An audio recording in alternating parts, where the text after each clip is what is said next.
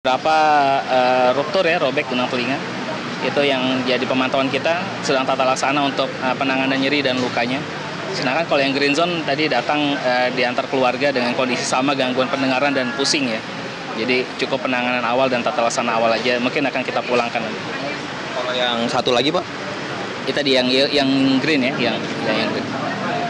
Bapak, ini penanganannya seperti apa sih, Pak, dari tadi jam 12.30 sampai dengan saat ini yang dilakukan oleh Rumah Sakit Yarsi? Ya, pasien itu datang sekitar ya hampir jam 1 ya, menjelang jam 1 datang, dan kita fokus ke yang 6 orang pertama datang karena memang ada kegawat daruratan, khususnya satu orang yang red zone ya. Yang kode merah ini kita handling dan tata laksana karena memang ada kebutuhan pembedahan. Akhirnya kita turun bersama teman-teman dari dokter anestesi dan dokter bedah untuk melihat langsung dan menyiapkan rencana operasi. Dan kami di Rumah Sakit Yarsi, emergensi Rumah Sakit Yarsi itu melayani akut dan trauma center. Jadi kegawatan darurat itu langsung di handling sama tim dan insya Allah sudah berlangsung dan berjalan ya. Terima kasih banyak, Pak, atas waktunya. Semoga korban-korban bisa cepat untuk segera pulih dan kembali pulang ke rumah mereka masing-masing. Ya, demikian Yohana laporan dari Rumah Sakit Yarsi. Jadi update terkini terdapat 7 korban yang ada di Rumah Sakit Yarsi dan 5 diantaranya masih observasi dan 1 masih menjalani perawatan secara intensif. Yohana. Baik, terima kasih Joe Joins untuk laporannya langsung dari Rumah Sakit Yarsi. Dan kami juga informasikan pemirsa, kami mendapat informasi bahwa Wakil Ketua DPR RI Sumidasko Ahmad juga sudah tiba di Rumah Sakit Islam untuk menjenguk korban ledakan. Wakil Ketua DPR Sumidasko tiba bersama sejumlah pihak untuk meninjau langsung seperti apa kondisi dari korban luka yang saat ini dirawat di Rumah Sakit Islam.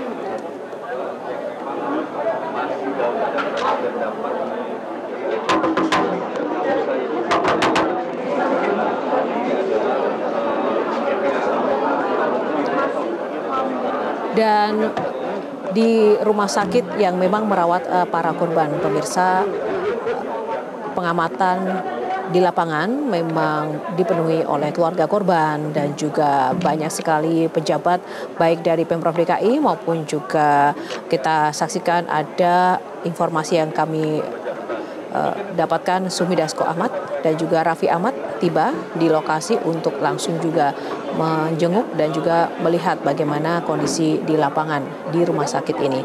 Kami juga masih akan menunggu bagaimana pernyataan selengkapnya yang mungkin akan nanti disampaikan oleh Wakil Ketua DPR Sumidasko Ahmad beserta rombongannya.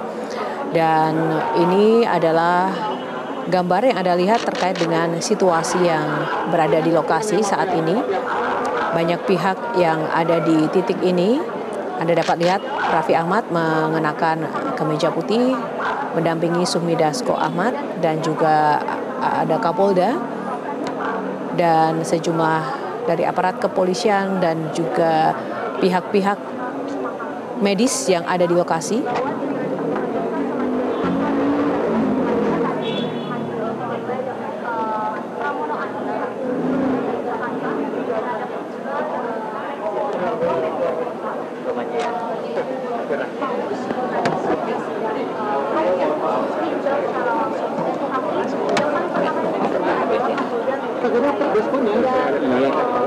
Dan sebelumnya juga kita tadi sempat menyaksikan Gubernur DKI Jakarta Pramono Anung juga sudah tiba dan juga menjenguk para korban luka bersama Kapolda, dan ia menegaskan bahwa seluruh biaya perawatan medis para korban ditanggung sepenuhnya oleh Pemprov DKI Jakarta. Dan di sisi lain juga Kapolda menyampaikan pihaknya masih akan terus menyelidiki dan juga menyisir secara pasti terkait dengan penyebab ledakan yang terjadi.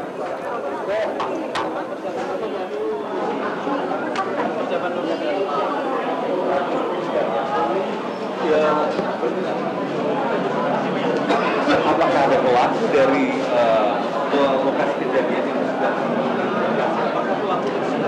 Peristiwa ledakan yang terjadi di SMAN 72 Jakarta dengan korban 55 orang yang terdiri dari siswa ini, pemirsa, memang sangat mencengangkan dan juga membuat panik banyak pihak, khususnya dari pihak sekolah sendiri. Dan tadi kami juga sempat menayangkan video detik-detik suasana di saat ledakan itu terjadi. Dan setelah peristiwa terjadi, seluruh korban sudah dilarikan ke rumah sakit. Di saat yang sama juga tim Gegana diturunkan ke lokasi untuk menyisir seluruh titik yang menjadi sumber ledakan.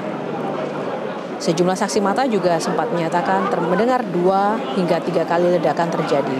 Sehingga disimpulkan ada 3 titik ledakan yang saat ini sedang dicek kembali oleh tim Gegana untuk memastikan dan juga mengumpulkan bukti-bukti yang masih tersisa di lapangan.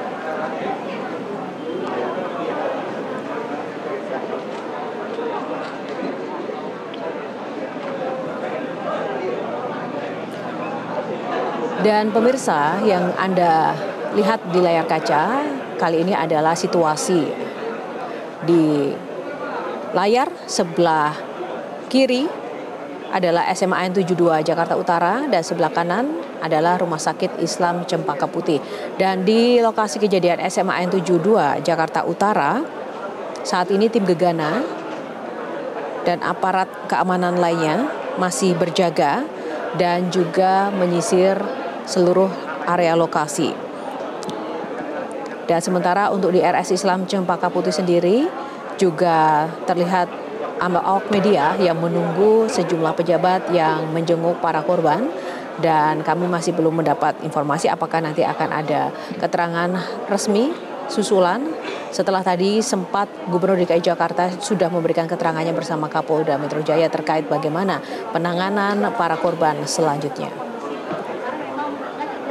Untuk para korban sendiri memang ada yang mengalami luka ringan dan ada luka sedang, dan ada juga sebagian yang memang sudah dibawa pulang. Sampai dengan sore ini data masih menyebutkan dari laporan terkini total terdapat 55 orang yang mengalami luka-luka. Sementara untuk di lokasi kejadian sendiri, untuk seluruh akses menuju ke dalam area SMA N 72 Jakarta Utara ini diperketat dan ditutup untuk umum karena pihak keamanan khususnya tim Gegana masih menyisir seluruh area lokasi dan saat ini masih berlangsung.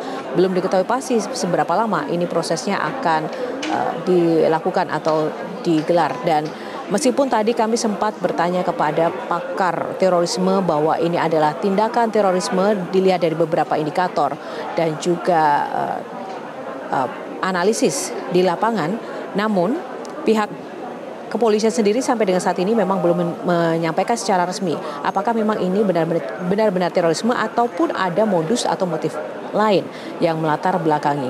Dan menurut pengamat terorisme hal ini wajar karena pihak kepolisian ingin memastikan bahwa seluruh keterangan ini berdasarkan bukti-bukti yang ada karena tidak ingin nanti dapat memicu instabilitas dari situasi sosial maupun juga politik jika terjadi informasi yang tidak akurat begitu.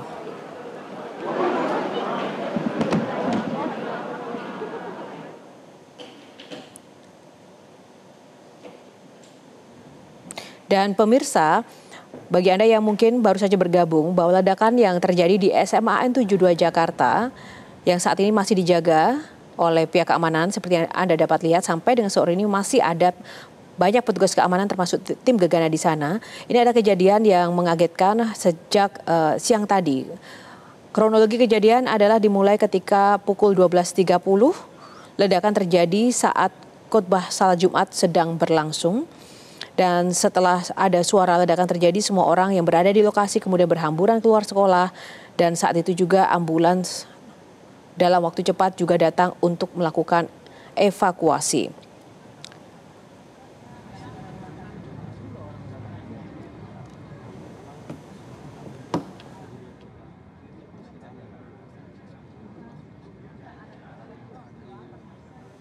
Dari tadi sudah masuk dan saat ini pihak kepolisian sedang melakukan penyelidikan dan kita berdoa semoga yang dioperasi itu kemudian selamat dan sehat seperti sedia kala. Demikian. Bang, apakah sudah berdiskusi dengan guru atau pihak sekolah, Bang? Biar nanti kalau soal itu pihak kepolisian yang akan menyampaikan. Tadi memang sudah ada beberapa guru, namun kami biar pihak yang berwenang yang akan kemudian menjelaskan mengenai hal-hal yang terjadi, demikian. Kenapa? Kalau yang dioperasi itu karena luka-lukanya cukup parah, ada yang di rahang, ada yang di kepala, dan ada yang di muka. Itu dioperasi. Buat sekolah-sekolah nggak sih Pak untuk mencegah kejadian seperti ini? Ya, kita himbau kepada sekolah-sekolah untuk kemudian lebih menerapkan asas kehati-hatian, terutama kepada para murid dalam melihat-lihat gadget ya. Itu antara lain mungkin tadi karena pengaruh dari yang dilihat di media-media sosial tadi. Demikian. Nanti untuk lebih lengkapnya mengenai hal-hal penyebabnya, biar pihak yang berwenang nanti yang akan menjelaskan. Demikian. Kenapa? Saya mendapat informasi masih di operasi. Iya. Iya. Masih di operasi. Ada pesan khusus dari Presiden tidak Pak? Presiden mengetahui kasus ini tidak? Saya belum komunikasi. Pak, usia pelaku Pak kira-kira Pak? 17 tahun. 17, kira-kira 17 tahun. Nanti soal ini biar pihak yang berwenang atau pihak kepolisian yang akan menyampaikan kepada kawan-kawan media. Demikian, terima kasih. Udah pasti Pak.